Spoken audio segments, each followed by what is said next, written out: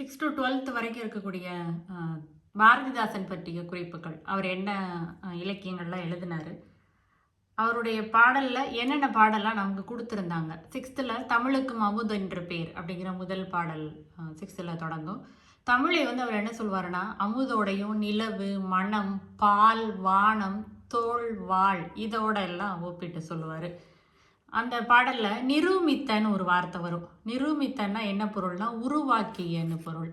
நிரூமித்தன்னா உருவாக்கிய, விளைவுன்னா வளர்ச்சின்னு பொருள். தமிழ் மொழியினுடைய சிறப்புகளை பற்றி சொல்கிறப்ப விளைவுக்கு நீரையும், அறிவுக்கு தோளையும், இளமைக்கு பால், புலவர்க்கு வேல்னு ஒப்பிட்டு சொல்லுவார். அதுக்கு அடுத்த ஒரு விஷயம் இயைபு. இயைபுன்னா நம்ம எல்லாத்துக்கும் தெரிஞ்சது தான். கடைசி எழுத்து அல்லது கடைசி சீர் ஒன்று போல் இருக்கணும்.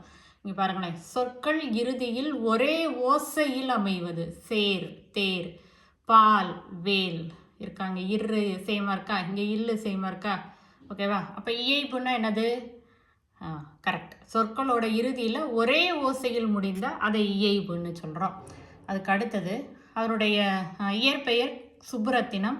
அந்த சுப்புரத்தினத்தை என்ன செய்வாருன்னா பாரதிதாசன்னு மாற்றுவார். எதுக்கு மாற்றுவாருன்னா பாரதியின் மீது கொண்ட பற்றின் காரணமாக பாரதிதாசன்னு மாற்றுவார். இப்போ இந்த பாயிண்ட்ஸ் எல்லாத்தையும் நீங்களும் எழுதி படிச்சிங்கன்னா இன்னும் ஈஸியாக இருக்கும். அதுக்கு அடுத்தது பாருங்களேன், அவருடைய பாடுபொருள். அவர் எதெல்லாம் அடிப்படையாக வச்சு எந்த கருத்துக்களை எல்லாம் மையப்படுத்தி அவருடைய கவிதைகள் இருக்கும் அப்படின்னா, பெண் கல்வி, கைம்பெண், மறுமணம், பொது உடைமை, பகுத்தறிவு. இதுதான் பாரதிதாசனை பொறுத்த வரைக்கும் அவருடைய பாடுபொருளாக இருக்கும். அவருடைய கவிதையினுடைய பாடுபொருள்களாக இவை எல்லாமே இருக்கும். அதுக்கு அடுத்தது தமிழே உயிரே வணக்கம், தாய் பிள்ளை உறவம்மா உனக்கும் எனக்கும். தமிழை